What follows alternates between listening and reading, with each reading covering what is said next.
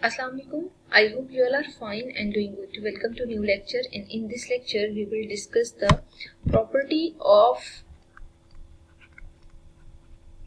union and intersection.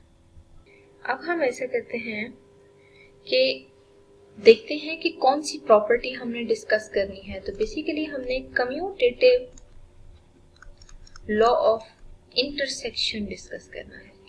ठीक है, तो यहाँ पे हम देखते हैं कि कम्यूटेटिव लॉ ऑफ इंटरसेक्शन हम कैसे अप्लाई करेंगे इन सेट्स। तो ये सबसे पहले तो हम ए और बी दो सेट ले लेते हैं और उनके दरमियान आप जस्ट अगर इंटरसेक्शन प्लेस कर देते हैं ना इस फॉर्म में, तो बेसिकली ये property commutative law of intersection कहलाती है। ठीक है, अब देखिए पहले तो हमने इसको प्रूव करना है। तो प्रूव करने के लिए हमें ये पता होना चाहिए कि ये ए बी दो सेट्स हैं और इनमें ये लॉ होल्ड करना है। ठीक है, तो लेट कर लेते हैं कि अगर कोई x है जो कि बिलोंग कर रहा है इंटरसेक्शन से, तो हमें कंफर्म है it will belong to A and B. Mid में एंड डालिएगा। ठीक है, अब देखिए x बिलोंग कर रहा है b से और x बिलोंग कर रहा है a से। ठीक है, यहाँ पे भी आप एंड प्लेस कर दें।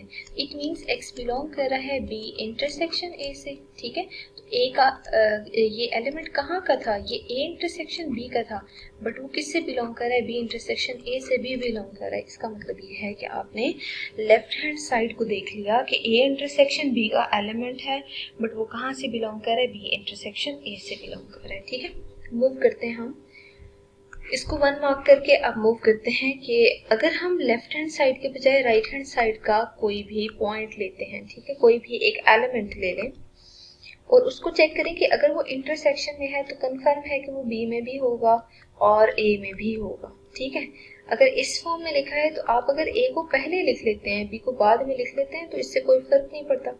ठीक है, तो देखिए मैंने ए को पहले और बी को बाद में लिख लिया है। तो अब आप यहाँ से ये भी कह सकते हैं कि अगर y दोनों में मौजूद है ना, यहाँ पे आपने y लिखना है। ठीक है, अगर y दोनों में मौजूद है तो कंफर्म है कि वो इंटरसेक्शन में भी होगा, तो y बिलोंग करेगा a इंटरसेक्शन b से भी।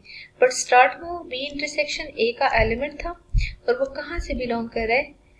ए इंटरसेक्शन बी से बिलोंग कर रहा है। ठीक है, तो बी इंटरसेक्शन ए का एलिमेंट ए इंटरसेक्शन बी में भी मौजूद है।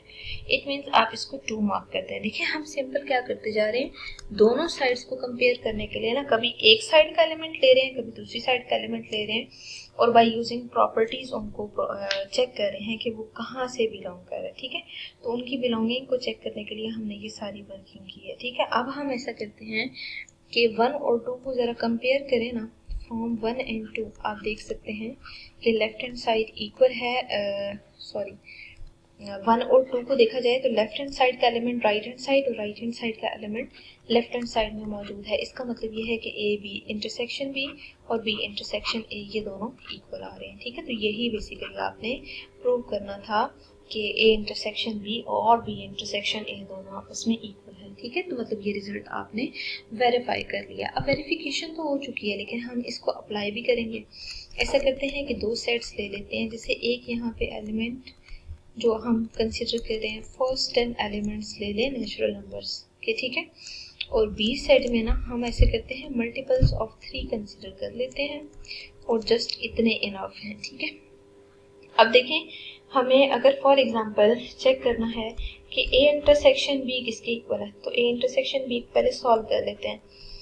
ए को ले लें 1 2 3 अप टू सो ऑन 10 लें। ठीक है, इंटरसेक्शन बी को ले लें 3 6 9 एंड 12 ले लें। ठीक है, अब हम ऐसा करते हैं कि 3 एंड 6 9। ठीक है, 1 मार्क कर दें कि ये आपके पास ए इंटरसेक्शन बी है। ठीक है, अब जरा बी इंटरसेक्शन ए लेते हैं। B intersection A 3 6 9 and 12। ठीक है, और ए ले लें 1 2 3 अप टू सो ऑन 10। ठीक है, अब हम इन दोनों की इंटरसेक्शन अगर लें तो अगेन आप देख सकते हैं कि 3 6 और 9 ही आ रहा है। क्यों? क्योंकि देखिए इंटरसेक्शन में हमेशा हम कॉमन एलिमेंट्स लेते हैं, तो जो दोनों में कॉमन आ रहे हैं उसमें देखा जाए तो 3 6 9 ही आ रहे हैं।